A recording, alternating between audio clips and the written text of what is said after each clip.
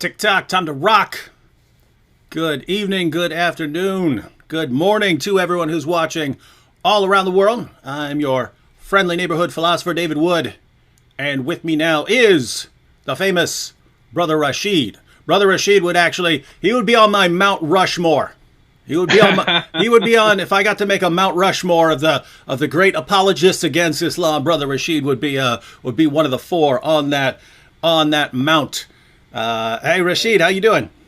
I'm good. Thank you so much. Thank you for having me. Mm-hmm.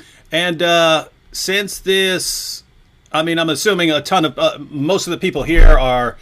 We have Christians. We have lots of Christians here. We also have lots of Muslims. We have lots of atheists. We have Hindus. But basically, the people here are interested a lot in the topics we deal with, and one of the main topics we will deal with is Islam. So I'm assuming that a good number of the people here are already familiar with you, and of course, you notified people as well, so they know my tribe. Yeah, your tribe. But for those who might not know you, why don't you go ahead and give a little background as to your background, and then before we get into our topic. Yes, my name is Rashid. I was born and raised in Morocco as a Muslim. Then I came to the Lord through TWR, through a radio program. And then I did correspondence courses for 4 years. And after that, it was a long journey until I started in 2006 broadcasting on TV and doing apologetics about Islam since 2006 until now, and still going. Well, that's a brief summary. That's awesome, and it's good to have you on here because you may be familiar with this, but a lot of Muslims, they tell everyone to convert and to believe in Islam, but as soon as you start pointing out problems with Islam, they say, "Oh, but it only works in Arabic."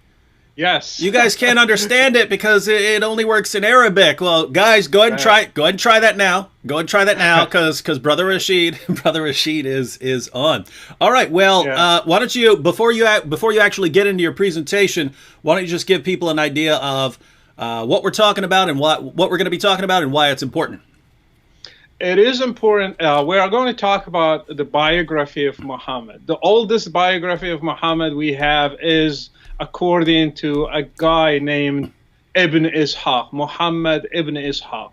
So that's the oldest biography we have. Mm-hmm. When we were Muslims, that's where we get all of our information about Muhammad, because the Quran doesn't talk about the biography of Muhammad, doesn't give us any clue who was Muhammad, who was his dad, who was his mom, no details about him. Mm-hmm. Just 4 times was mentioned Muhammad, that's all. Mm-hmm. So if we need to know anything about Muhammad, we go to the biography of Ibn Ishaq. So it is very important.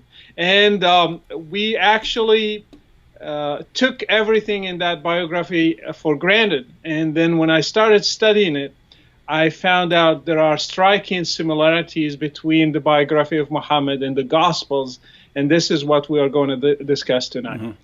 And I just want everyone to realize how big a problem history is going to turn out to be for Muslims here, because naturally, just like Brother Rashid just pointed out, when I started studying Islam, this was where I wanted to go, right? I wanted to know, what are your earliest sources, right? That's the natural inclination. I don't want something that comes from 200, 300, 400 years afterwards. I want the earliest, and so I looked up what's the earliest biographical source on Muhammad, and it's the life of Muhammad. It's right here. Yes. So Ibn Ishaq. It's Ibn Ishaq. So started reading that, and then I would find some really embarrassing material in here, and I would bring it to my friend Nabil, because he was the reason I was studying any of this in the first place. And I would go to Nabil and I would say, "Oh my goodness, look at what this says! You got this story of the satanic verses right here," and I would start pointing out all this stuff.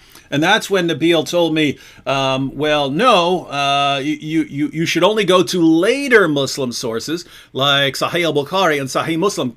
Only come to me with that material. So I started. That's why I bought Sahih al-Bukhari and Sahih Muslim and started going through those. And then I was coming to Nabil with that material. And finally he said, well, since hadiths can be fabricated, only come to me with material from the Quran.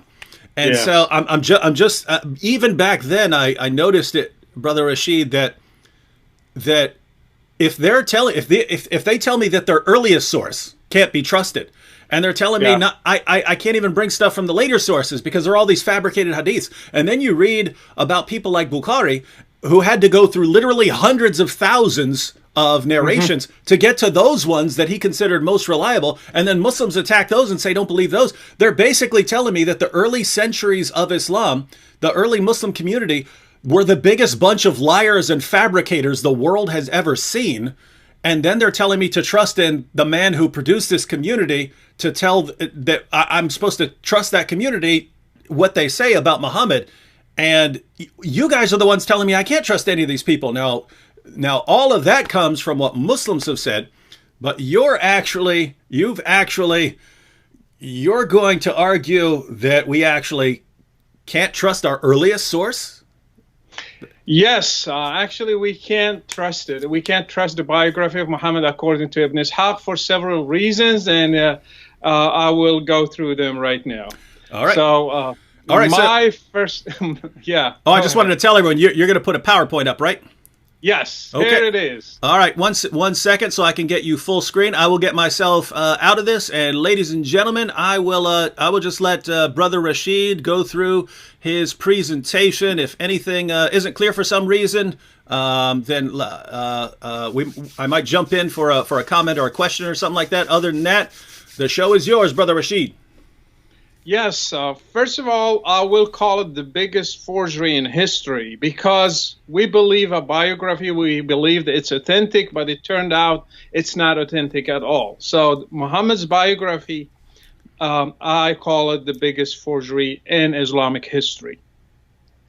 The first big question, why we do not have a biography of Muhammad in the first 100 years? Is there a reason, an excuse? Look at Christians, for example. They were persecuted. They had, they suffered. They were killed. They were burned alive. They had so many problems. They didn't have power. They didn't have the means. But still, they were able to write not just one biography, 4 biographies from the first 100 years of Christianity. Why nothing similar happened to Islam? Islam, they had the power, they were the rulers, they had the money, they had the writers, they had everything, but still they didn't produce a simple biography of Muhammad in the first 100 years. So that leaves us with a big question. Is there a reason to doubt? Probably there are so many problems with the figure of Muhammad. Did he exist as we were told later? Is he the same person, or something happened on the way? I think they forged his biography. So many things about him are not historical at all. And that's why they never wrote the biography the first time. So who wrote the first biography of Muhammad? His name is Muhammad, the same name as Muhammad. He lived from 699 to 769. And his name is Ibn Ishaq, means his dad was Ishaq. Ibn means the son. So Muhammad, the son of Ishaq, the son of Yasar, Ibn Yasar. Just for you to know, Yasar was a Christian. And when Muslims invaded Iraq, what is called today Iraq, Khalid ibn al-Walid, he took this young boy, Yasar, he took him as a slave to Medina. And he sold him to the family of Muhammad. So he was a slave, belongs to the family of Muhammad, Yasar. He was a Christian. He was the sources, the early sources of Islam, they tell us, Ibn Sa'd, for example, he tells us that Yasar was studying in a church. He was studying theology in the gospel. So Yasar, the grandfather of Muhammad ibn Ishaq, was Christian. He was very familiar with the gospels. So I'm sure that Ibn Ishaq knows Syriac and knows Christianity because of his family's history. And that's why he was able to write such a biography. And why he wrote it, if you go to the Gospels, yes, yes,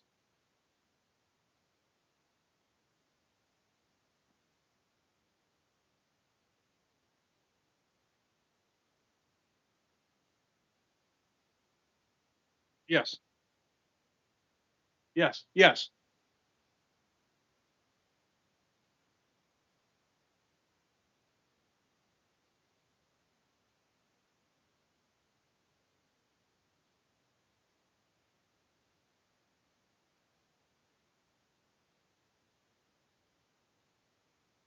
yes, yes, yes,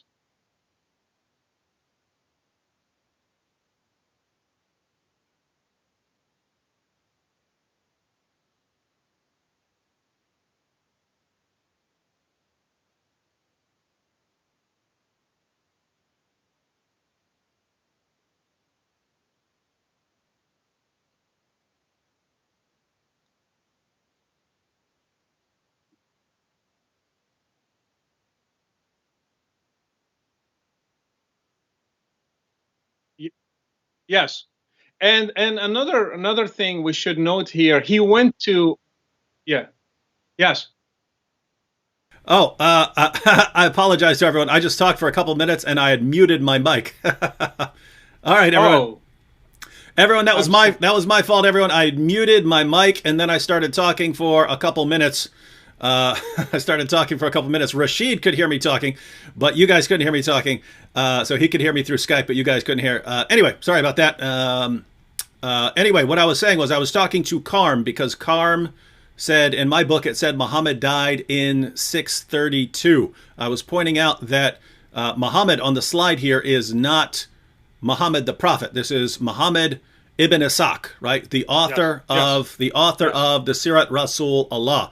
yes, So yeah, we're not talking about the Prophet Muhammad right now. Muhammad ibn Ishaq wrote the biography of the Prophet Muhammad, and Rashid here has on the slide. He just breaks it down into Muhammad. So his first name is Muhammad. He's called Ibn Ishaq, which just means son of Ishaq. So that's his that Ishaq is his father, and then his grandfather was a Christian slave, and so Brother Rashid is pointing out that that Ibn Ishaq, who wrote this biography, would have been familiar with Christianity because he comes from a Christian family. So I'm assuming, I do not know Rashid's presentation. I haven't seen it before, but I'm assuming that that is going to be very important for what's coming up. yes. It's very important because he knows the Gospels, he knows Syriac, he's very familiar with Christian literature, and he knows the biography of Jesus Christ, which is in the Gospels. Ibn Ishaq went to what is called now today Baghdad, went from Medina to Iraq. I'm sorry, he went to what we call today Iraq, and he wrote the biography of Muhammad in Iraq, in the town of his grandfather Yasar. So he went there. And why he wrote the biography of Muhammad? If you read the Gospels, you don't find anybody paying the writers to write a biography. They were not paid to do it. They did it because they loved Jesus Christ. They loved their master. And they wanted to write down everything he said, everything he did, and tell everybody else about it. But for Muslims, the reason why Ibn Ishaq wrote this, because the Caliph Abu Ja'far al-Mansur ordered him to do it. He gave him an order and he paid him as well. So he was paid, ordered by the caliph to do it. And that's a huge difference with the Gospels because they were written for different reasons. And that brings us to the Caliph al-Mansur. He ruled from 754 to 775. So we are assuming sometime between 754 and 769 this biography was written, the time when Muhammad ibn Ishaq died and the time when the Caliph ruled. So there are some 15 years there. So to give it an estimate, Muhammad died 632, the Prophet Muhammad, and the first biography probably written around 760. And that's a huge gap. We have almost 130 years gap. There's so many things that can happen during 130 years. And as I said at the beginning, why they never wrote a biography in the first 100 years. There's another problem. Do we have a copy of the biography of Ibn Ishaq? No, we don't. So what we have today, actually, it's not the biography of Ibn Ishaq. It's the biography of Ibn Hisham. That's another problem we add to Ibn Ishaq. So we have 130 years, but still we have zero biography. Who is Ibn Hisham? Ibn Hisham is a student to Ziyad al-Bakai. Ziyad al-Bakai is a student to Ibn Ishaq. See the gap now? It's from 769 to 802 to 833. So actually we have a biography that was written 833. That's 200 years from the death of Muhammad. Ibn Hisham, he heavily edited the biography he took from this guy Ziyad, which he edited from Ibn Ishaq. So we have a forged biography edited by a student and handed to another student who edited that edited biography. So the gap is big and the problems are getting bigger. So now it's 200 years from 632 to 833. What's the reputation of Ibn Ishaq, the original writer or the guy who we were told he wrote the biography? He was known as a forger among Muslim scholars. Do you know him? Do you know he forges stuff? He makes up stuff. Malik ibn Anas, which is he's the founder of the Maliki school, said about Ibn Ishaq, Dajjal min al-Dajajila, means he is one of the biggest liars. He is a quack of many quacks. That's what he said. This is a scholar. That's not me or David. That's Malik ibn Anas. Malik ibn Anas, he's one of the biggest early scholars in Islam. He said, never trust Ibn Ishaq because he's one of the biggest liars. So Muslims are telling me today they got their biography from the biggest liar ever. Not trusted by al-Bukhari or by Ahmad. They didn't trust him. So that's why we don't find his hadiths in Sahih al-Bukhari or in Musnad Ahmad, because they don't trust him. They don't rely on him. But still, we have his biography until today. And I want to add this. David, you debated so many Muslims, and I'm sure they bring that the Paraclete or Paracletus is Muhammad, right? Oh yeah, that's one of that's their favorite passage to go to in the New Testament. They have Deuteronomy 18:18 is their favorite from the Old Testament, and this is the favorite from the New Testament. The first guy who forged this argument is Ibn Ishaq. He is the one who came up with this idea because he tried to forge everything in the Gospels and make it look like it is about Muhammad. not about Jesus. So he is the first one who made this argument. And since then, nothing changed. The dad repeated the same thing. Zakir Naik repeats the same thing even until today. They're not creative. They just repeat what Ibn Ishaq said for 1,300 years. So next time when they bring it, tell them who was the first one to use this. One of the biggest liars in Islamic history, as Malik said about him. So now we go back to the Gospels and Muhammad's biography according to Ibn Hisham, who took it from Ziyad, who took it from Ibn Ishaq, which was 200 years later, from the time when Muhammad died. The first thing that Ibn Ishaq started the biography with is the genealogy. Does that ring a bell for you, David? He started by Ibn, son of that, son of that, son of that, son of that, to go up. Yeah, sounds like a gospel. Exactly. So why would Ibn Ishaq start with the genealogy? Because he was copying from the Gospels. He was looking at a model. So if you were in the 7th century or the 8th century and you want to write a biography, what is the best source to go to? What is the most available biography around you? If you are in a Christian environment in what is called today Iraq, it was Christian, almost 100% Christian. Mm-hmm. So he looks at the Gospels and he knows Syriac. So he started imitating everything in the Gospels. So he started with the genealogy to prove that Muhammad is the son of Ishmael, to bring him to Abraham, to find a legitimacy. So he forged, the first thing he forged is the genealogy of Muhammad. And let's look at some striking similarities. The biography of Muhammad starts with the genealogy. The Gospels, especially Luke and Matthew, they start with the genealogy. And there is a star of Muhammad. I'm going to show you the page later.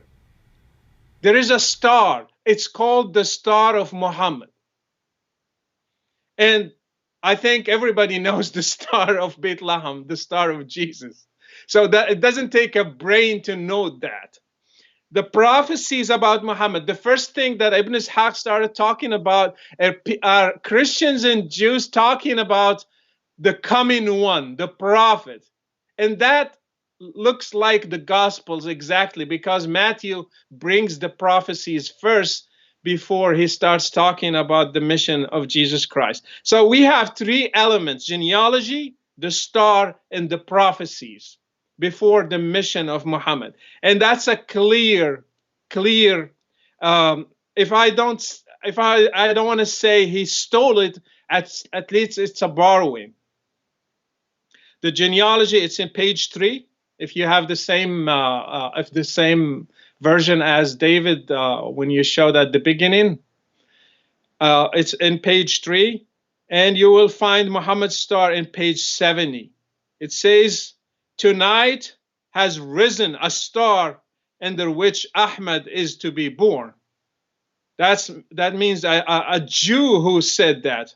I heard a Jew calling out at the top of his voice from the top of a fort in Yathrib, and he told his fellow Jews that there is tonight a star was risen, or has risen.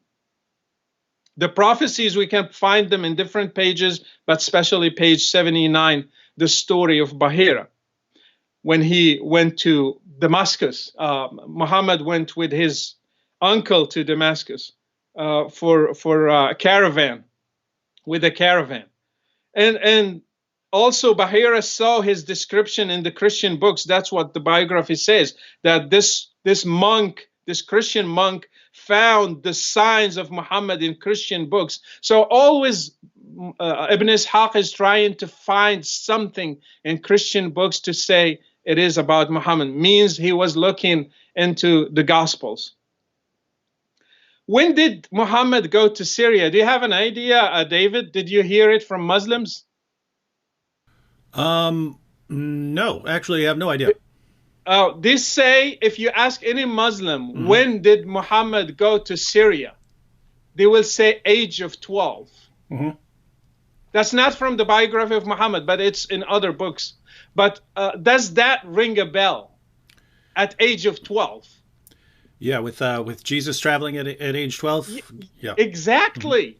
So everything, they are trying to make it look like Jesus, everything about Muhammad. So at age of 12, he went to Syria and he had this discussion with the monk, with a Christian monk. The same thing, Jesus, he had a discussion with the Jewish scholars when he went with his mom and dad. And other similarities, at age of 40, page 104, he started his mission or ministry, Muhammad. Jesus at age of 30. So Ibn Ishaq was playing with numbers here. And Muhammad went to the cave of Hira, page 106. Jesus went to the wilderness. Muhammad was fasting. Sorry, I forgot an S here. Fasting for 30 days, page 106. Jesus was fasting for 40 days. So he adds a 10 here, he removes a 10 there just to make it look a little bit different, but it is the same. And Muhammad met a spiritual being. They say it's Gabriel, the angel, at page 106. Jesus met a spiritual being, but it was the devil. And this spiritual being with Muhammad, he quoted what is called scripture, the Quran. And with Jesus, he quoted scripture, the Bible. So you can see there is a pattern here. Don't you see it, David? Yeah, there are some definite similarities here. Yes. And at the start of his ministry, Muhammad, after the encounter with the angel, he came back and he started choosing disciples like Ali and like others, Khadija, and he started talking to others. He made many followers after that. The same thing Jesus did after the wilderness. And Muhammad started his secret ministry, page 115. The same thing. Jesus he didn't have a public ministry at the beginning. And then Muhammad proclaimed his ministry. The same thing Jesus did later in his town. And then persecution started. The same thing with Jesus, persecution started. And then Hijrah from Mecca. Then Jesus left Nazareth. And they attempted an assassination before he left. Muhammad, if you remember, they put Ali instead of him, and then he left with Abu Bakr, and then they tried to follow them, and then they made it to Medina, if you're familiar with that story.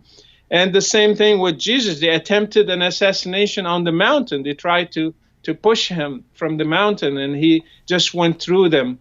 It sounds like a miracle. And the same thing with Muhammad. It sounds like a miracle. He escaped.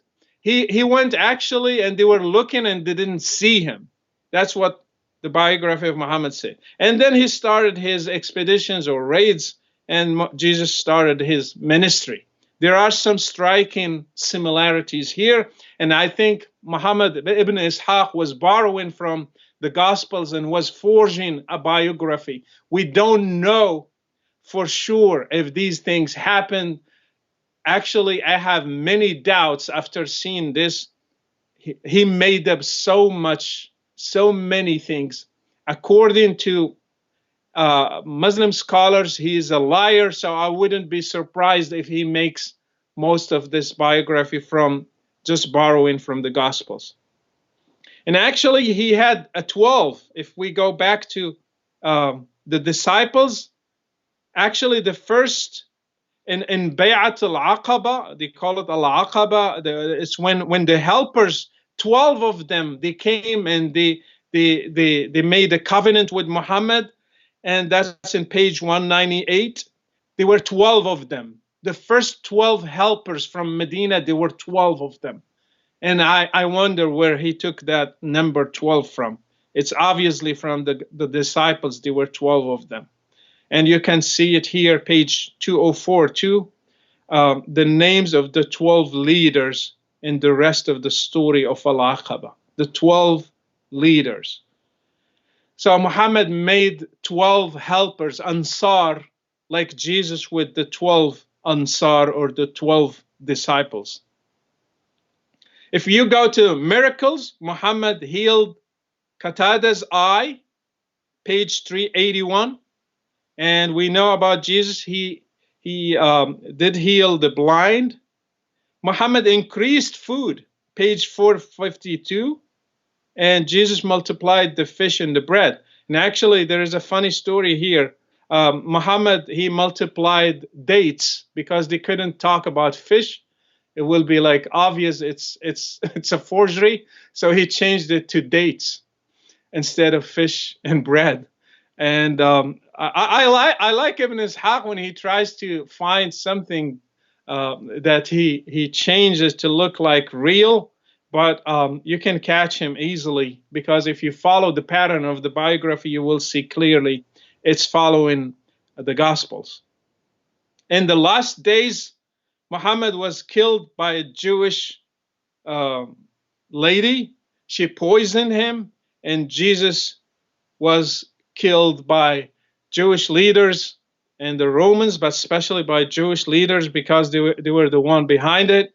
So there are some similarities here. So if you look at all these details, I think we are in front of one of the most forged biographies in history. And just to give a summary right now, if you have a biography written 200 years later, heavily edited, and then the writer is a famous liar, and not only he wrote it, he copied other books, are you going to trust that? Are you going to say we're here about a historical figure? So many things about Muhammad are not historical at all, especially the miracles. If we know that the Quran denied miracles for Muhammad, I'm going to read from chapter 17, verse 59.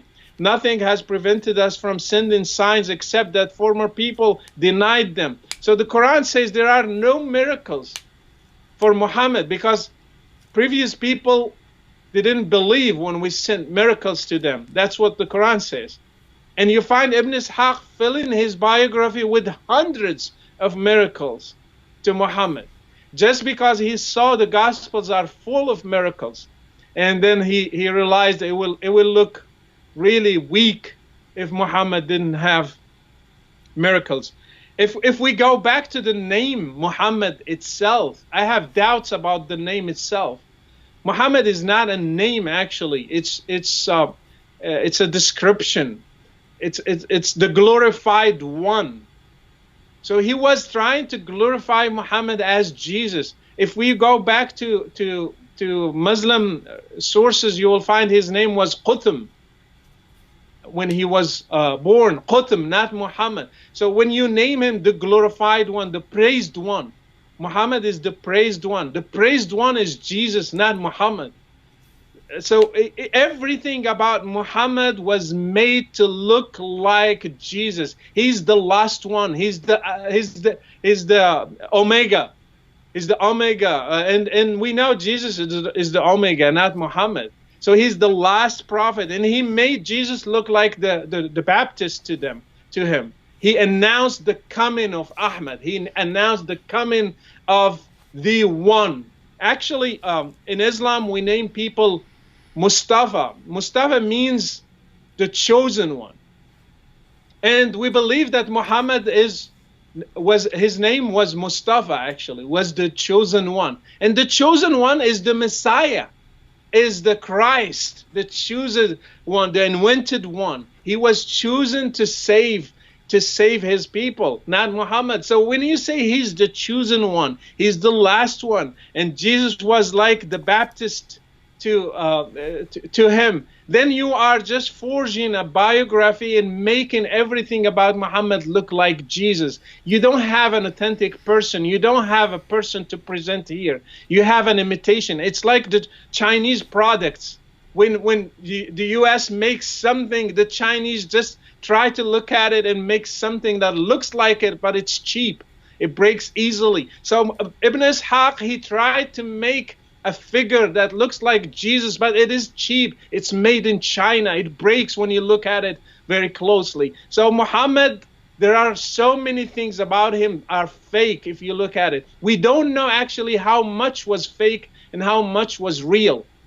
Is it 90%? Is it 80%? Is it 70%? We don't know. We just know that Ibn Ishaq was forging a biography. He was the biggest liar you can have in Islam. Even Muslim scholars didn't trust him, and still we take the biography of Muhammad from him. So I'll leave it to you, David, so you can start asking some questions. We can go deeper a little bit here. Yeah. This is a tricky one. So I just want to break down basically two views of Ibn Ishaq. And so one will be the sort of traditional view, and then this with the modified view, because my position is going to be, which we have no way of telling what's going on in the early history of Islam, because everyone's accusing everyone of lying. Everyone's inventing stories. Even Muslims today are telling us all these guys are lying, and they tell us to go to much later people instead of the earliest people, because the earliest people are liars. Well, if the earliest historians are liars, how are the later people learning more and more as they go on about Muhammad if they're not fabricating things? But here's what you have. Here's what you have, ladies and gentlemen. So let me give you the traditional view of basically those of us who deal with Islam, the traditional view of Ibn Ishaq.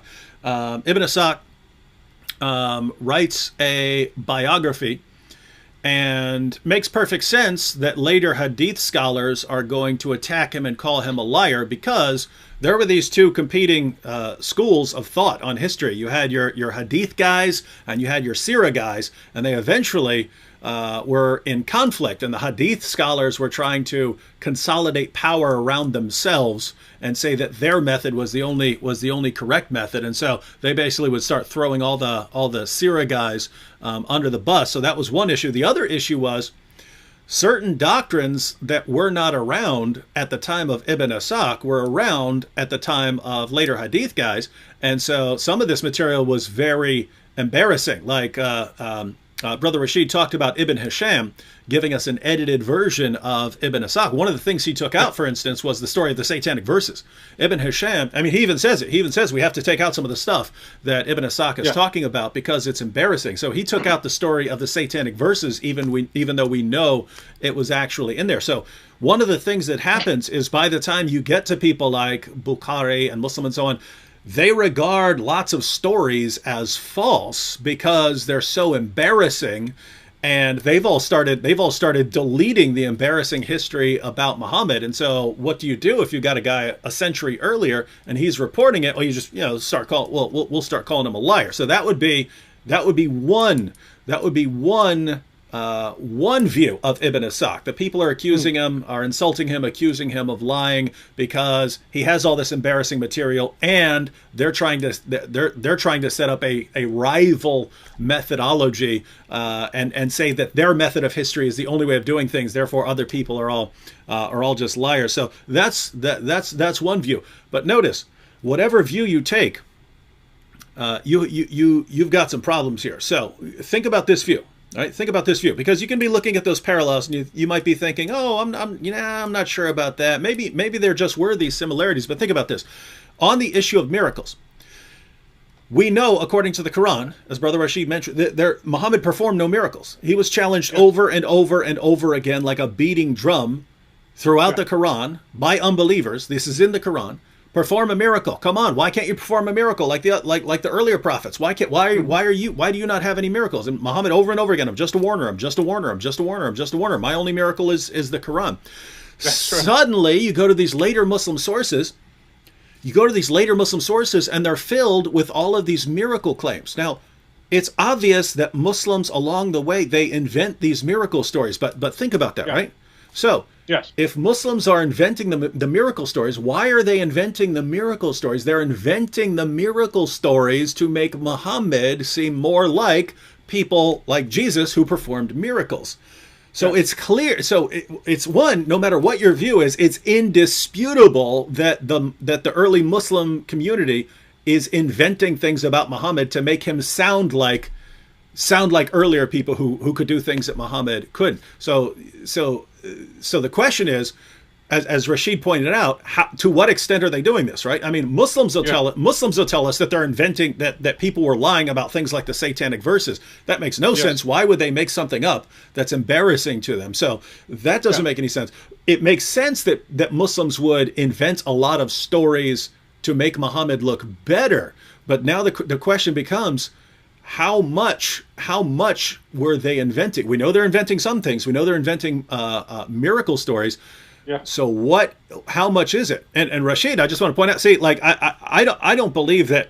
I don't believe there's any way Muslims were inventing things like like Muhammad and the satanic verses. I take that as very, very strong historically, based on the principle of embarrassment, that people tend not to invent things that are embarrassing. And we know that was embarrassing because they keep changing the story as time goes on. But notice what you have here. You've got the material that we know was invented by later Muslims to make Muhammad sound more like Jesus, like the miracles. But then Muslims are telling us that all these other stories, even embarrassing stories, those are fabrications. And so once again, what we get back to is the early Muslim historians were the biggest bunch of liars the world has ever seen. It is kind of a position of, we don't know. We don't know. Is it 90%? Is it 80%? Is it 70%? Is it 60%? It's basically Muslims, when you guys are the ones telling us that these guys are lying about everything that you don't like, and then the stuff that you do like Muhammad's miracle stories, we know we know that didn't happen. We know that they're making that up. You're throwing your entire first couple of centuries of Muslim historians under the bus and telling us not to trust them, but then telling us to trust what these guys report about Muhammad that you like, and you can't. There is another problem here, David. Mm-hmm. If we are accusing these guys of being a bunch of liars and they cannot be trusted, mm-hmm. how are we going to trust them with the Quran? Because the Quran didn't come from another line. It came from the same people. So if you are telling me they forged hadiths, what's going to stop them from forging verses? If they played with the sacred, they can't play with any sacred text. And especially they had some reasons to do it. The Abbasids with the Umayyads and the fighting overpowered. So they had so many reasons. And actually there is something I forgot to say here. Ibn Hisham, he removed something because it's going to be offensive to the Abbasides. Mm-hmm. He removed the fact that Abbas, their grandfather, he was one of the Quraysh people against Muhammad in Badr. So Ibn Hisham, he removed that thing because it will offend the ruling party, the ruling family. So hang on. So it's not just, hey, this material makes our prophet look bad, like with the satanic verses, right? We can't have our prophet delivering revelations from the devil. You're also saying it's purely political motivations as well. My leaders right now won't like this, so I need to change the story so I don't hurt the feelings of my leaders. Yes, exactly. So when you have something like that, how are you going to trust them? What if we had some verses that are going to offend the Umayyads or the Abbasids? Probably they removed them. Probably they changed them. So we have nothing to trust here. We have no solid ground. Mm-hmm.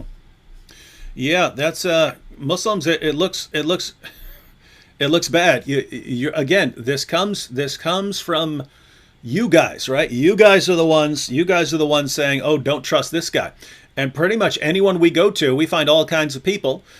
We find all kinds of people telling us not to trust those guys. I mean, this is on a big scale, because any Sunni source we quote, Shias will tell us, no, those guys are all liars.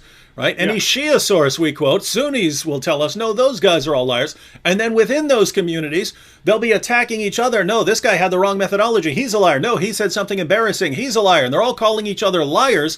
And so no matter where we go to learn about your prophet, we have an endless array of devout Muslims saying, you cannot trust this man. He is a horrible, horrible liar and a deceiver, which means that we just have nowhere to go. Where can we go in Islam to learn about Muhammad where we are not going to be told by tons of Muslims, you can't trust him, he's a horrible liar? Where are we going? No, and people of Quran only, they have a bigger problem, because if you rely on the Quran only, there are some verses you have no way to know the meaning except through the biography and the hadith. I can interpret them in any way or shape or form if you remove the background, if you remove the hadith and the seerah. There are some words in Arabic that you will not understand at all, even for a person like me, who's the Arabic language is my first language, and still I cannot understand them, because you need a commentary or a biography or the hadith to explain what happened there. And another problem, more than 80% of Islam comes from the hadith, not from the Quran. So if you rely on the Quran, there are no 5 prayers. How are you going to pray? Who told you there are 5? And how are you going to perform those prayers? There is no description of a prayer in the Quran in details. And if you want to rely only on the Quran, who was Muhammad? Who was his father? Who was his mom? What happened? How do we know he got a revelation? Do you have the story there? You have no story there. And actually, let me open a window here. The story of the revelation, if you read Ibn Ishaq, it was just a dream. If you read Al-Bukhari, it was a reality, it's not a dream. So the story changed. The early biography, he saw a dream. If you go later, they removed the part of the dream and it became a real thing. He saw an angel, it was not a dream. And that's another thing that I need to emphasize here, that even the story of read in the name of your Lord, I think Ibn Ishaq borrowed it from St. Augustine. Because if you read St. Augustine in the Confessions, he heard a voice telling him to read 2 times. And he took it as from the Lord. He was telling him to go read the Bible, and that's actually was the turning point in his life. So if Ibn Ishaq is familiar with Christian literature, I'm sure he heard about St. Augustine, and I'm sure he read some of his stuff. So probably he borrowed that story and he made it about Muhammad. The Quran doesn't tell us how Muhammad got the revelation. So along that point, along those points right there, that Ibn Ishaq came from a Christian family that would have been familiar with Christian sources, Christian stories, Yes. and we know that the early Muslims were inventing miracle stories. They're just fabricating these things, and so guys, Muslims, what do you do here? I would like to hear from some Muslims. We know you're there. We see you. We see you guys. Go ahead and tell us how can we learn about your prophet? Please tell us. Don't say go to the Quran. As Rashid pointed out, the Quran only even mentions his name 4 times. You can't understand this stuff. You can't understand these verses without going outside the Quran. Now that's a massive contradiction, because the Quran claims over and over again to be clear, but it's just not, right? It's just not. That's why you have the tafsir. That's why you have these commentaries trying to explain the background. But if that background, if the tafsir trying to explain what the verses mean in light of the historical background, and we can't trust the people who gave the historical background because they're fabricating stories left and right, how do we learn? Put all this together. How do we can't understand the Quran because we can't know to what extent we can trust the biographers, and therefore we can't know if we can trust the commentaries because they're going to the hadith collectors and the historians. But these guys are making stuff up left and right, and admittedly, even according to Muslims. So if we can't understand what the Quran, you got 2 problems with the Quran. One, if we can't understand what the Quran means without the historical background, and we can't actually know the historical background because your guys are a bunch of liars, that's a problem. 2, how do we, if we don't know the real historical background of Muhammad, how do we know whether we should trust him, trust his revelations, trust him as a true prophet, and take the Quran seriously if we can't know anything about him because the people who are recording his history are making things up left and right? you've got a big mess on your hands, and you're just telling us, no, ignore all of that, just ignore all of that, and just believe in him anyway. And all I can say is no. Yep. Yeah. How do we know that Muhammad had a wife named Aisha? Yeah. You don't read it in the Quran. Mm-hmm. How do you know who's Zayd, who is mentioned in the Quran, and what mm-hmm. happened to him, and why that verse is there, mm-hmm. and how do we know that his wife was Zainab? We have no way to say. So I'm just giving examples that mm-hmm. the story or the verses are really ambiguous. You cannot tell the meaning unless you read the biography. Mm-hmm.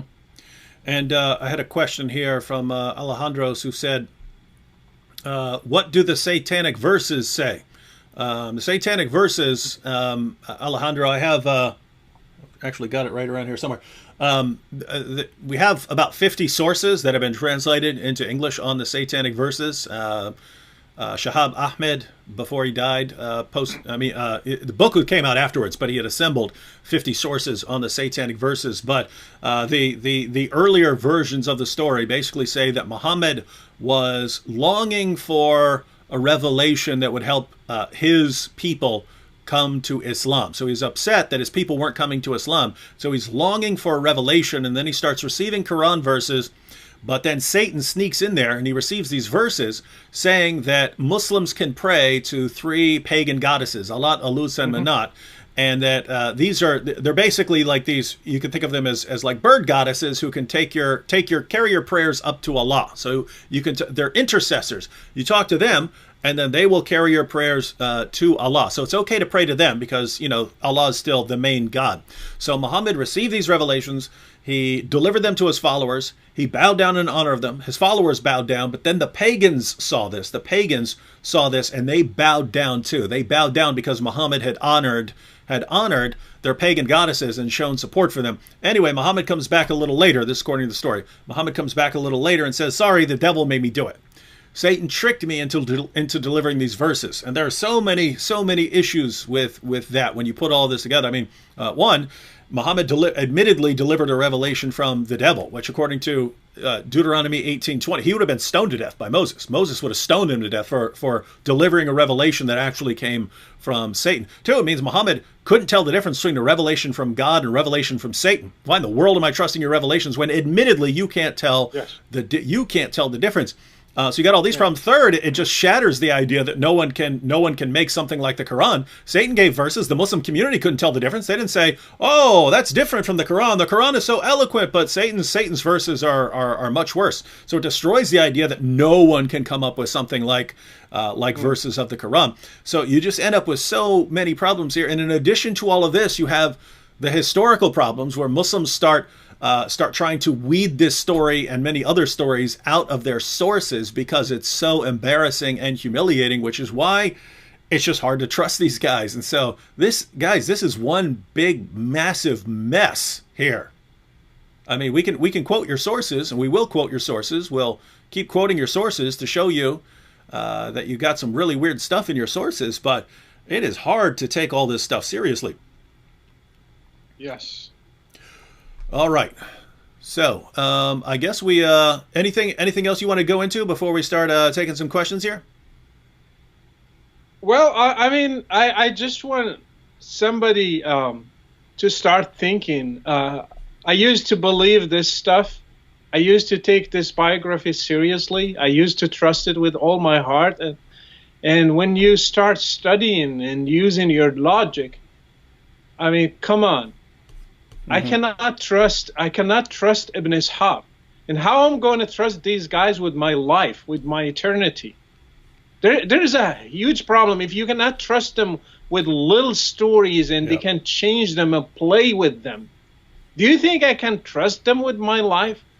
There is a huge question that a Muslim should ask. It's not a fight, a game between Islam and Christianity.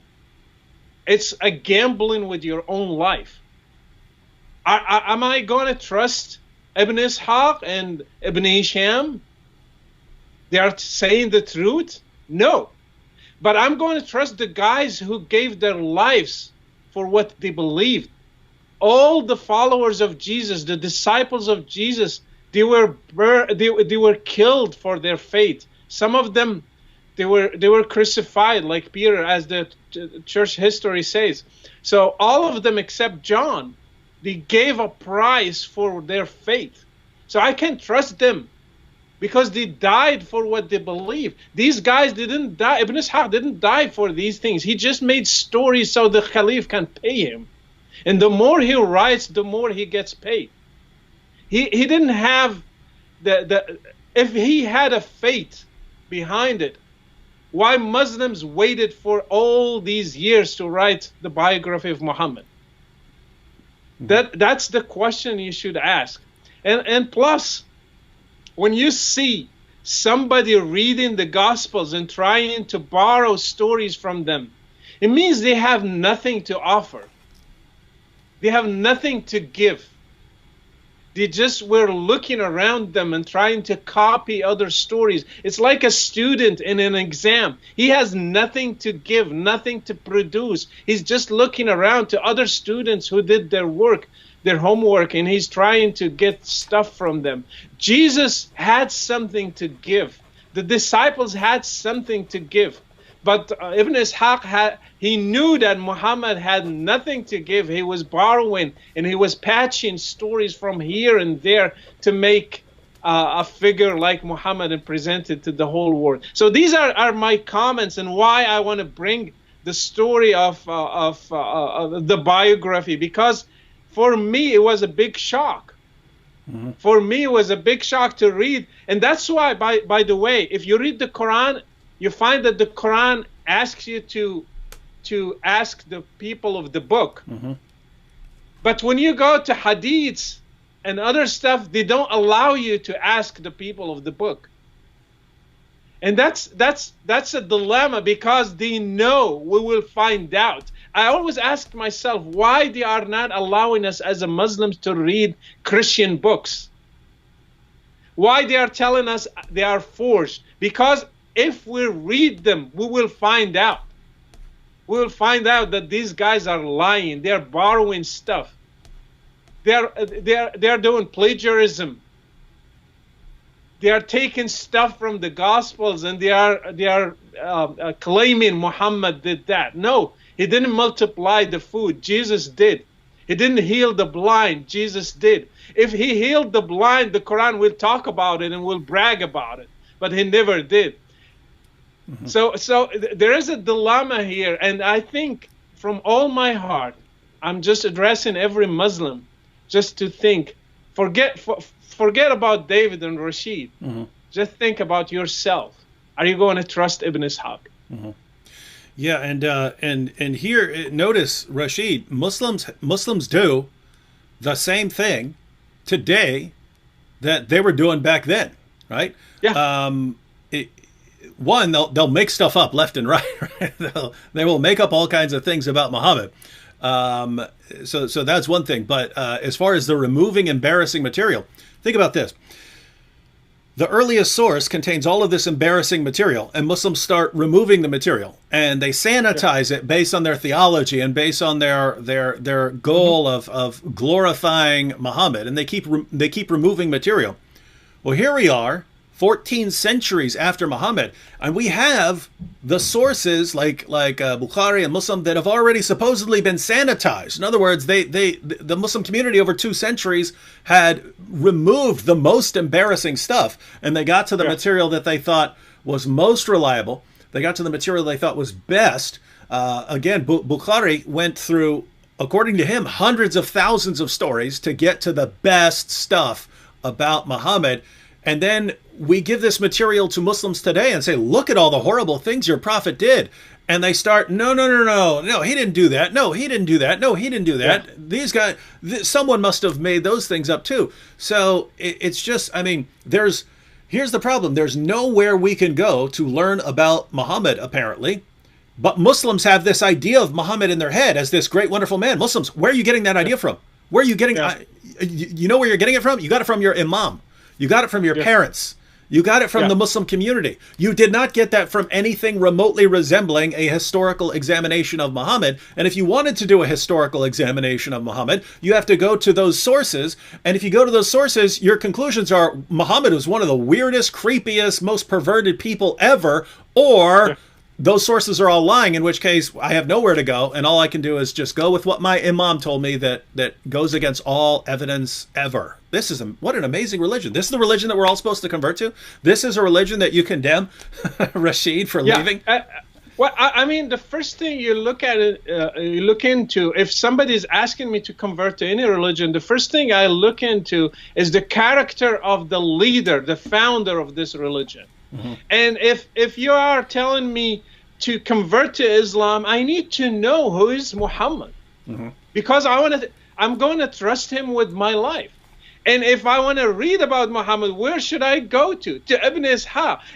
If I find out that Ibn Ishaq is lying and forging, and Ibn Hisham did the same thing to mm-hmm. This biography, so you are telling me to trust a Muhammad that I don't know? I have no clue about him except some stories that could be fake. I don't know, 90%, 80%, 70%. I have no trust in these sources. So don't ask me to follow a leader that I know nothing about, and the things that I know about, I'm not sure of them. Yeah, and here's what's amazing is this complete reversal of how history works when you're dealing with Islam and Muslims, because Muslims, actual historians, if they read your sources, and they say, what are the things in your sources that we can trust most as historians? Mm-hmm. What are the things what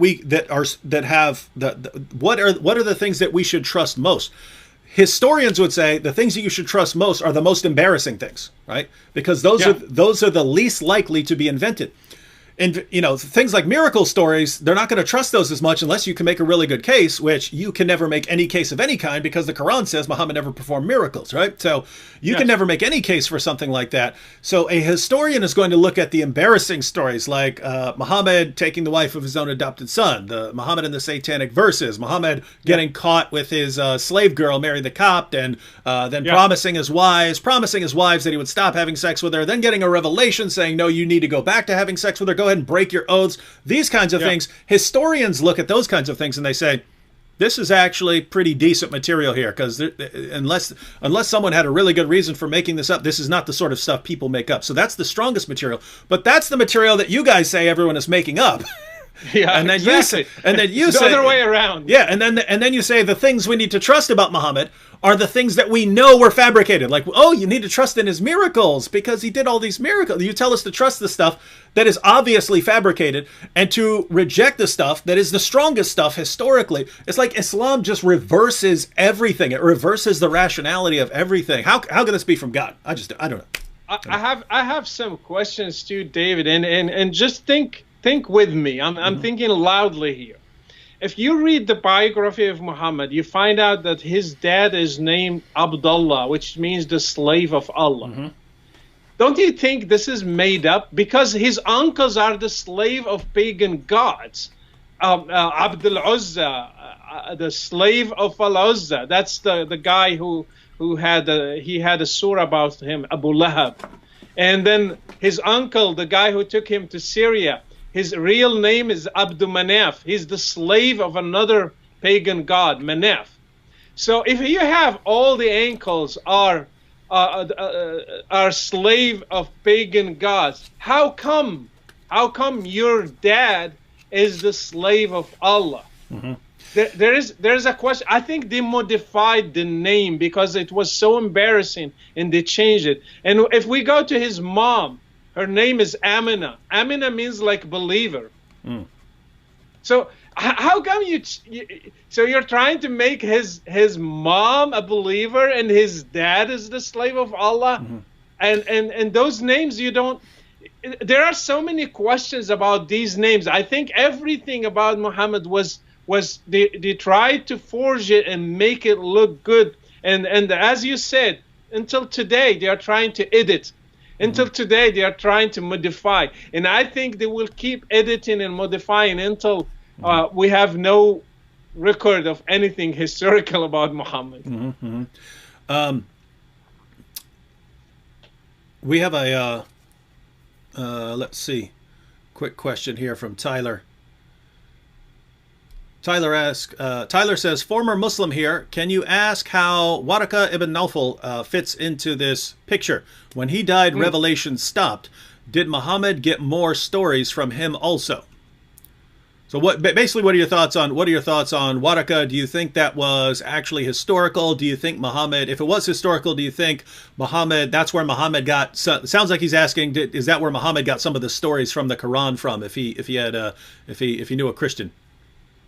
Well, I mean, first of all, we have to deal with everything with some doubts here, because I cannot trust the biography 100%. But as David said, there are some principles when you come to biographies like this. The embarrassing stuff should be trusted first, and then we investigate the rest. Let's try to do it here.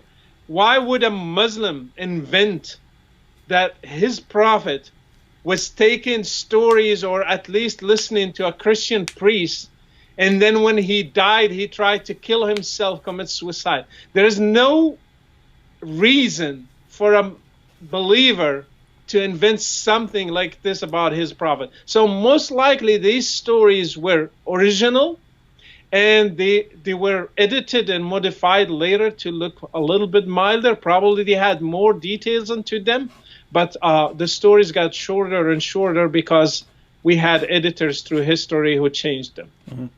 Yeah, and going back to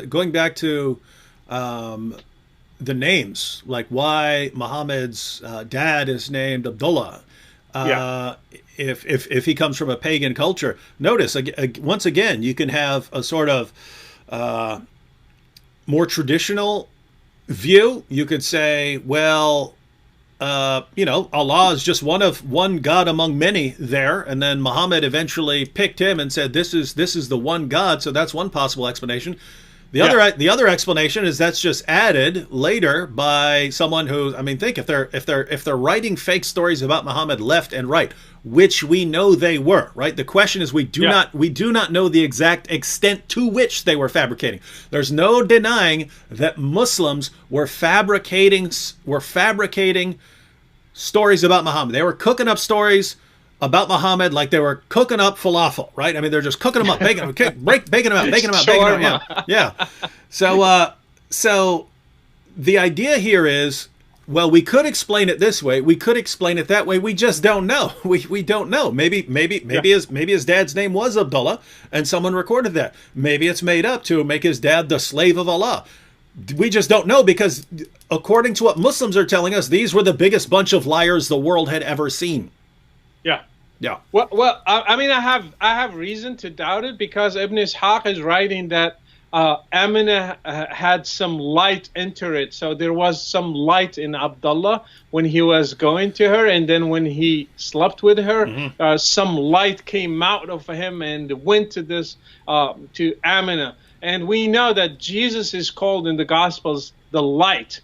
So I'm sure Ibn Ishaq wanted to somehow use that metaphor and that illustration and made it about Muhammad. So I have reasons to doubt these stories, because I see the details are not really. We are not going to believe that Abdullah was going in the streets and somebody's looking at him and saying, "Hey, you have light there. What is that kind of light?" And he just slept with a woman, and then he came out, and where that light went. So we have no reason to believe such a thing. So it's a made-up story. So the name will be the easiest thing to make in this case. We have a comment here from Abdul Rahman Muhammad. He said, Ibn Ishaq was mentioned as a liar. Okay, I get that. Not quite, Abdul Rahman. You had Ibn Ishaq, definitely. Basically, all these guys were lying, and even if you think that some of them had good intentions, their methodology was to call everyone who shared anything embarrassing about Muhammad liars, and even the ones that you tend to trust, like Sunni Muslims generally trust, like Bukhari and Imam Muslim and so on. These guys acknowledge. I mean, Bukhari acknowledges that he has to go through hundreds of thousands of narrations to get to the ones that he regarded as strongest. So there's no question that tons and tons of earlier Muslims who came before him, are fabricating stories. And they come up with a methodology. Well, you tell me who you got it from, and then who he got it from, and who he got it from, and who he got it from, and who he got it from, and I'll see if this is all reliable. But notice, how do you know?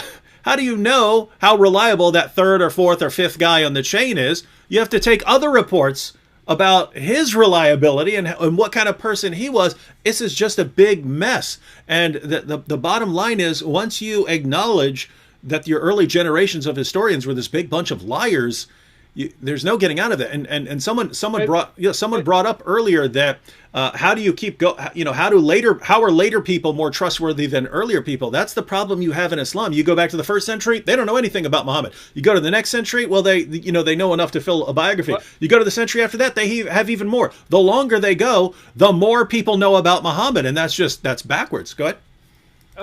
There are I mean, the rules they made to choose the authentic hadith and differentiate between them and the false hadith or the weak hadith.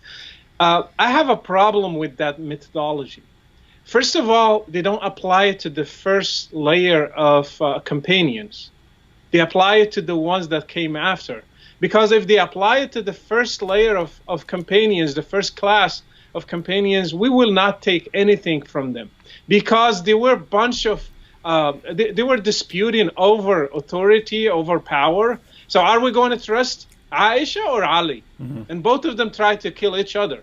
Mm-hmm. So how can you trust a killer?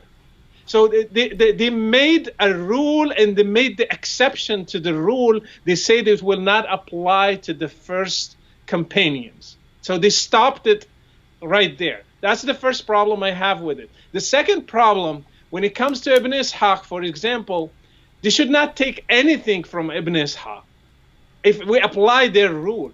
But when they listen to Malik, for example, and they say, well, we will not take the what do you call it?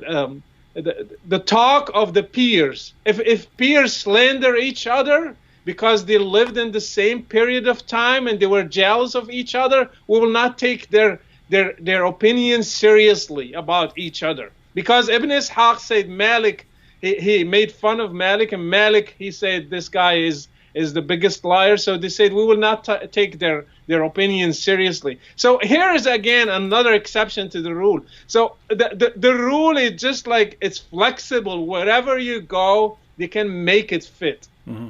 Yeah. And so just to remind everyone, when you have that problem, where your historians are admittedly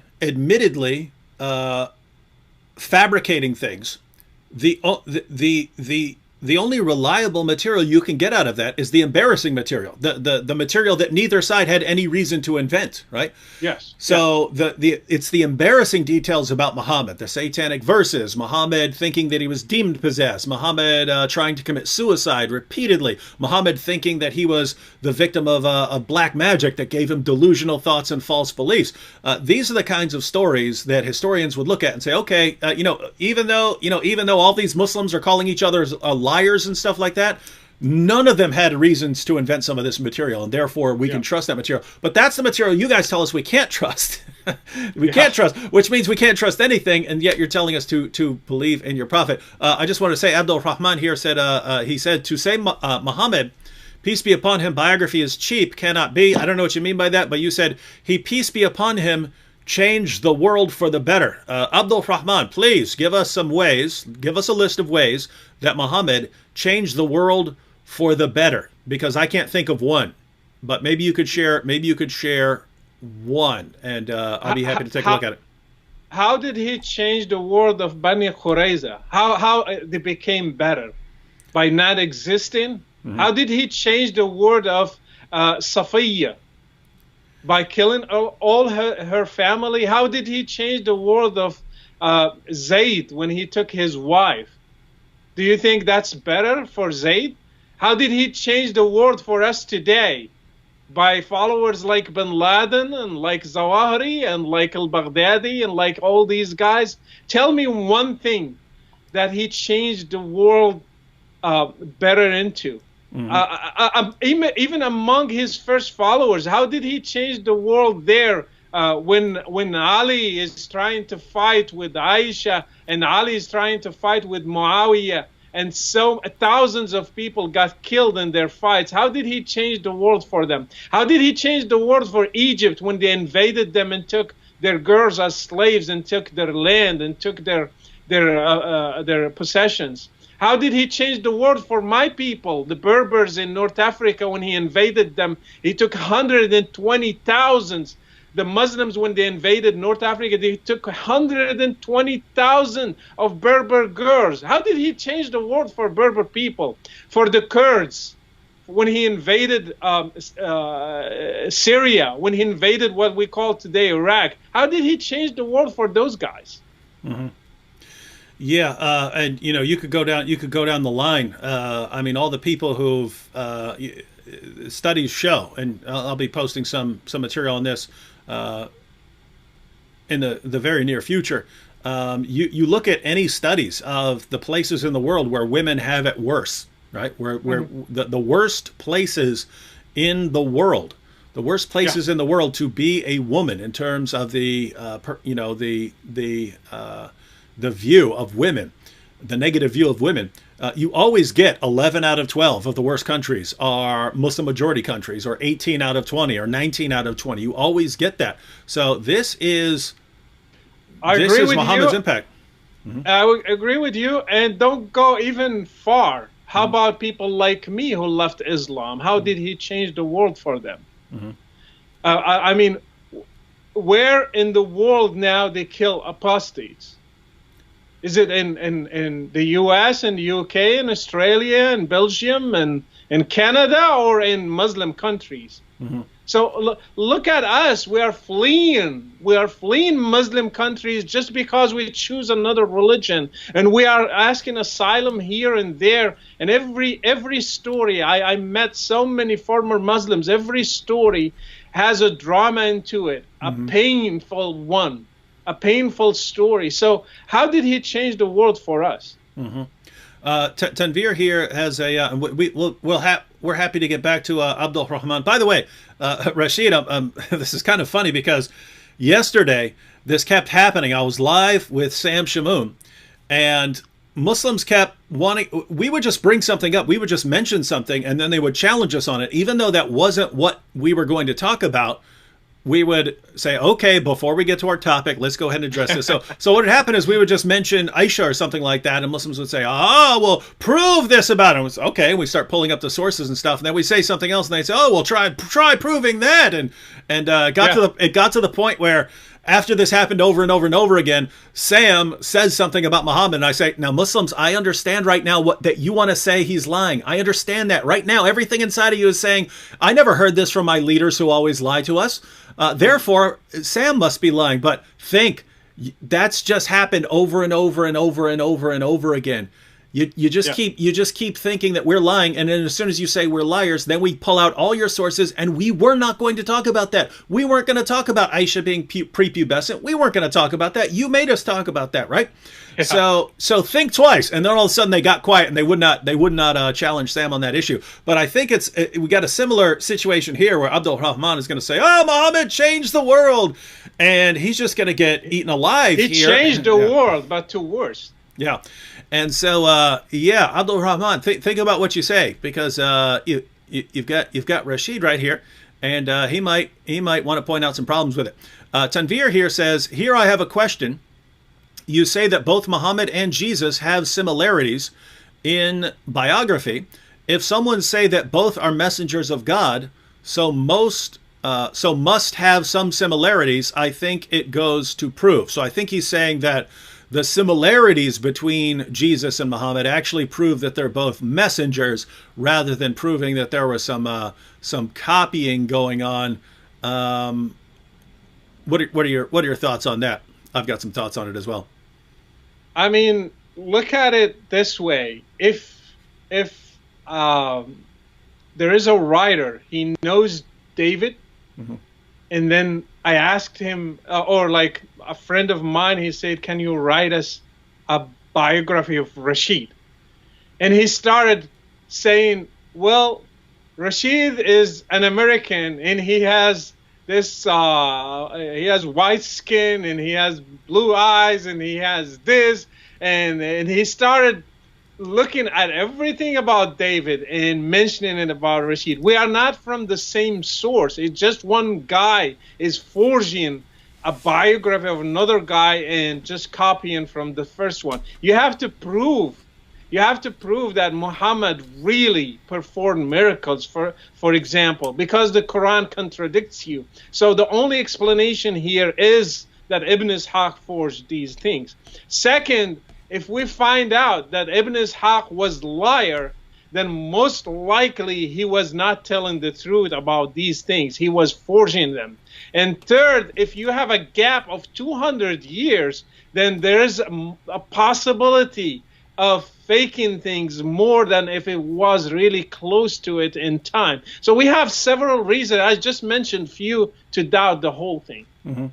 Yeah, and guys, we're going to go for a few more minutes. We're going to close out around 9:30, so we got time for a couple more questions here. But yeah, Tanvir, don't miss the point here. We know for a fact that the early Muslims were inventing stories about Muhammad to try to make him sound like he was more like one of the biblical prophets, or more like Jesus. We know that is an indisputable fact. You can even see you can see where this starts in the Quran over and over and over again. The non-Muslims were challenging him. You're saying Muhammad's in the same line with these guys. Where are his miracles? Why isn't he performing miracles? And all Allah does is make excuses for why Muhammad can't perform miracles. And Allah's his ultimate point is, well, Muhammad brought the Quran. That's all he really needs. And yet we go to the later sources, and they're filled with Muhammad performing all of these amazing miracles. He just lived this amazing, miraculous life. Well, okay, it's clear that was such an embarrassing issue for them that they're making all this stuff up to make him sound like he's more in line with the people we read about in the Bible. What Rashid was pointing out is, once you understand that they are doing that, once you know that they're doing that, the question is just how much are they doing that? And so he points out a bunch of similarities between Ibn Ishaq's biography of Muhammad, the earliest biography we have. We know that Ibn Ishaq is familiar with Christian sources. One, he talks about he quotes the Gospel of John trying to defend Muhammad. He also comes from a Christian family, so he knows about the Gospel. Is he actually trying deliberately to make Muhammad sound more like Jesus? We know he's doing that with the miracles. We know that. So the question is, how much is he doing that? And the problem you have is we don't know. Right? Do you think the Quran will forget something like a star of Muhammad, and only to after 200 years to be cited by somebody who came 200 years? So God himself forgot to mention there was a star of Muhammad. But Ibn Ishaq was able to remember that. Give me a break here. Here's another comment by Abdul Rahman. He said, so this goes back to the name issue. He said, why should we modify the parent's name? Abraham's father was an idol worshiper. Why would we need to be embarrassed? I don't think you understood anything anyone was saying. Yeah, I have reasons to say that, because, for example, Muhammad didn't want to mention the name of his uncle, which was Abdul Uzza. He mentioned Tabbat yada Abi Lahabin wa Tab. He said Abu Lahab. He didn't say Abdul Uzza. And even for Abu Talib, they call him Abu Talib. They don't say Abdul Manaf. So they never mention his first name.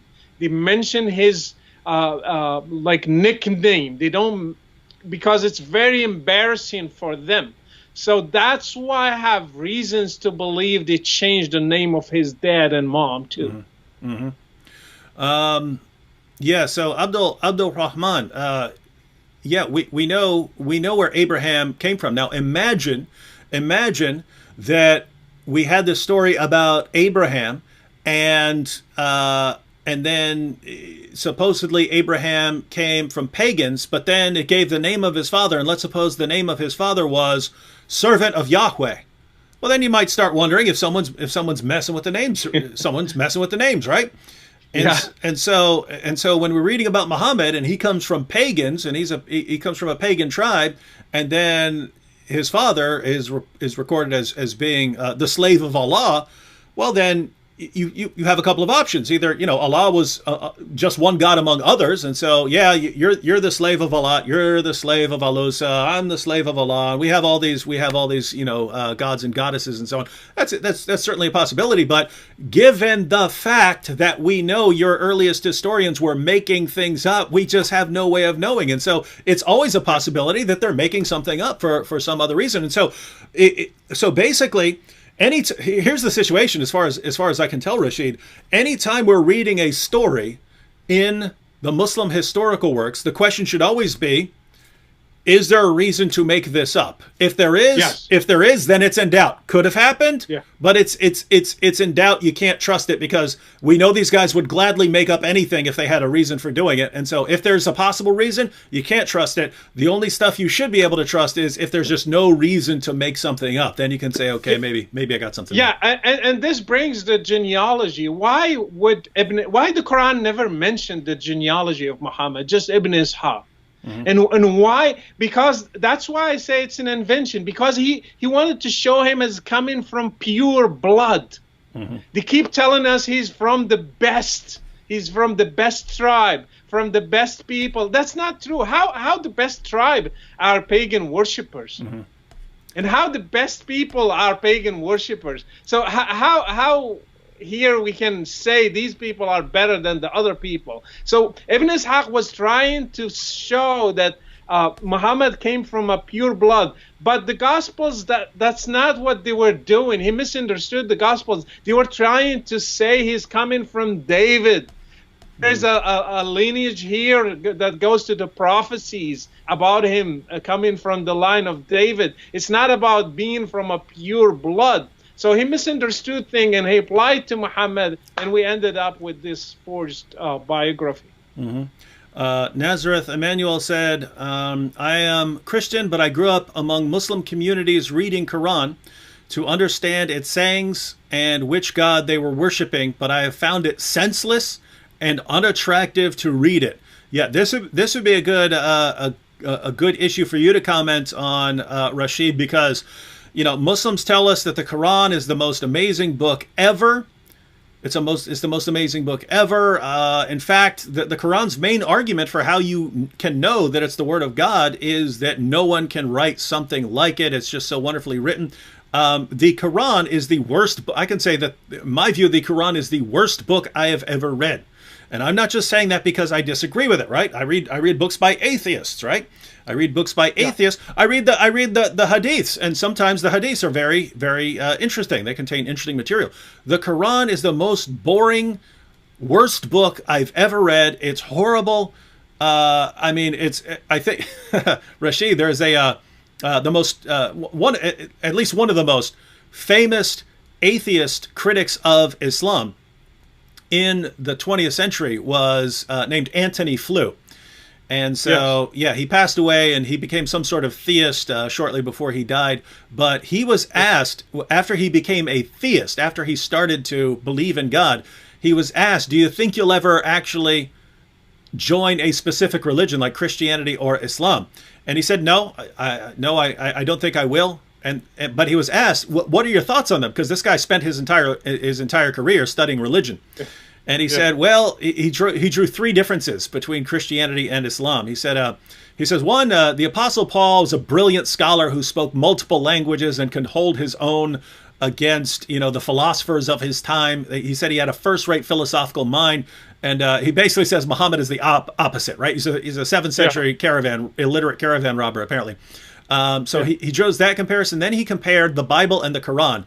And he also compared Jesus and Muhammad. He said Jesus, regardless of your view, is an incredibly charismatic figure that anyone can read about and anyone can love. He goes, Muhammad most certainly was not. But when he compared the Bible and the Quran, he said the Bible is an amazing work of literature that you can read even as an atheist, and you can appreciate its content even though you think it's false. He said to read the Quran is to do penance. You guys know what penance? Exactly. You know what penance is, guys. That's where you punish. Yeah. That's where you punish yourself for your sins. So this is Anthony Flew, who's not a Christian, who's not a Christian. He wasn't a Muslim, but he's comparing them, and he says to read the Quran is to do penance. That's what I feel like. That like I have to actually psych myself up to read it because it's so horrible. But Rashid, what the Muslims will tell me when I say something like that is it's because you're not reading it in Arabic. If you were reading it in Arabic, you would see how amazing it is and how it could only come from God. Now, Rashid, the reason I have a question here is these same Muslims who tell me, this is the evidence for Islam. They're the same people who tell me the Quran has been perfectly preserved, even though they're lying about that. They're the same people that say the Quran contains all these scientific miracles, even though the Quran's a scientific disaster. They're the same people who tell me Muhammad's the greatest man who ever lived, even though he did some of the worst things anyone could ever do. In other words, I have no trust in them because, like their early historians, they just make stuff up left and right to support their prophet. But you can read the Quran in Arabic, so tell us all, do you agree do you agree with Muslims that it's a wonderful, amazing book, or is it I can't believe that it's as bad as it sounds in English. So where is it? Is it somewhere in between? I think Christopher Hitchens said if the Quran was the word of God, it was dictated in a bad day. So it's really a penance. It is really painful to read it because so much repetition, no coherence in subjects, jumps from Moses to Abraham to Jesus to Muhammad to the pagans so you see no consistency, nothing, no logic, and sometimes the logic is very, very awkward. And some arguments that are presented there, they are fallacies actually. They are not arguments. You will be like, God himself is making this mistake. And when you read it, you will be like, that's enough. I cannot. I'm a good reader. I like to read in Arabic, and I'm a writer in Arabic. And I like to read so many books in Arabic until today. But I don't enjoy at all reading the Quran. And actually the Quran itself says in chapter 4, verse 140, and he says to the early Muslim believers, he said, and it has already come down to you in the book that when you hear the verses of Allah, means the Quran, they are denied and ridiculed. So do not sit with them until they enter to another conversation. Means that the Quran itself admits it was ridiculed by the Arabs. They made fun of it. Mm-hmm. And the Quran tells the Muslims, do not sit with them until they change the topic. Mm-hmm. That is correct. So apparently doesn't get much better. And Rashid, one time I had this long drive ahead of me and I had the Quran on CD, but it's like the professional reciters. Yeah. And I thought, you know what? I got a couple hours to drive. Why don't I listen to this the entire time and actually see how good it is? I got this worst splitting headache of my entire life after driving for a while, listening to the Quran being recited. Anyway, interesting stuff. Johnson George here just asked, Brother David, where can I buy the History of Muhammad?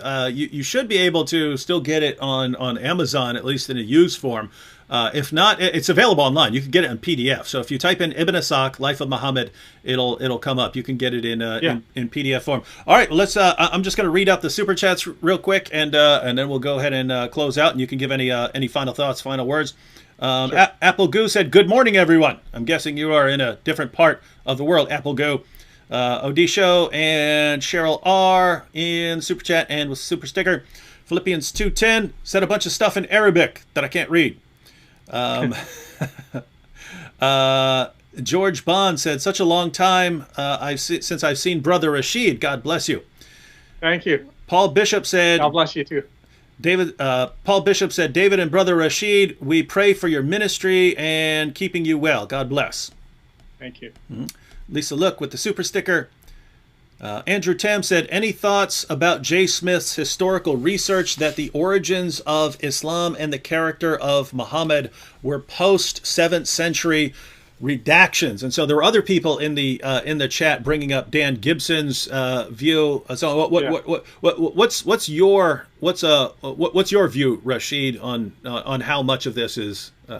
I'm not a revisionist, so I'm not really. I have some reservations about Dan Gibson's work. Petra, that Mecca was in Petra, not there. So I will present, and actually I interviewed him, and I have something coming up that I will present. It will be in English and have subtitles in Arabic, so you will hear my whole view about it. Yeah, and my view is I'm withholding judgment until I see some additional research, because you have the details about the mosques, and they're not pointing in the right way, and they're pointing somewhere else. And I've seen Muslim responses saying no, they're not pointing toward Petra, and it's not pointing there, and so on. And so basically, I'm giving the benefit of the doubt until I actually say, okay, here is exactly where the mosque is facing. Show me the exact direction it's facing, and then No, notice we don't just jump on whatever is critical of Islam. If I'm going to use an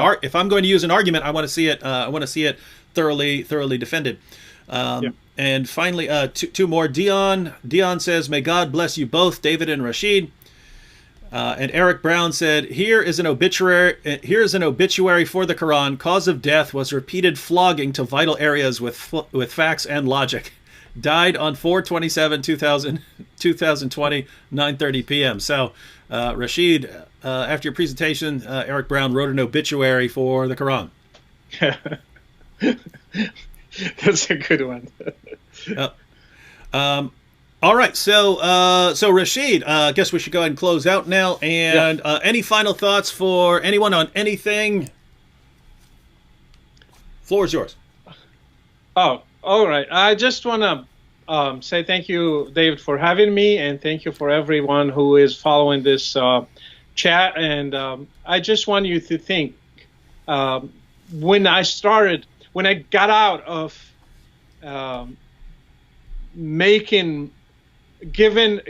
trusting these sources 100%, and I got out of that, and I started comparing the gospel with the Quran, with the biography, with other books, then I started seeing the image clearer. I think for every Muslim, here's an advice: don't stay stuck within, get out of it, compare, use some logic, get out of your emotions. Don't always just defend Islam because you are a Muslim. You need to defend the truth wherever you find it.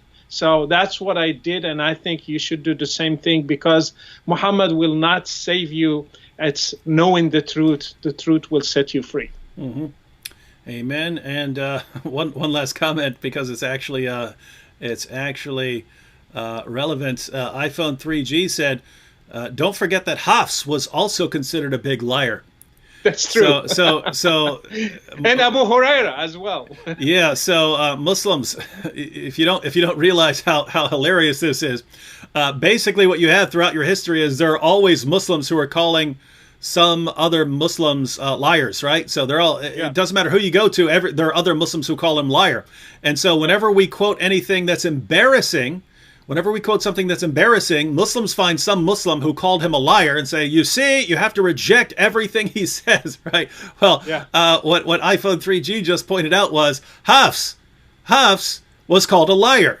He was treated as if he was untrustworthy. And just right. Rashid, why should that be a problem for Muslims? Because Hafs is one of the guys we got the Quran through them, and we read the Quran actually today with the Riwayat Hafs, which is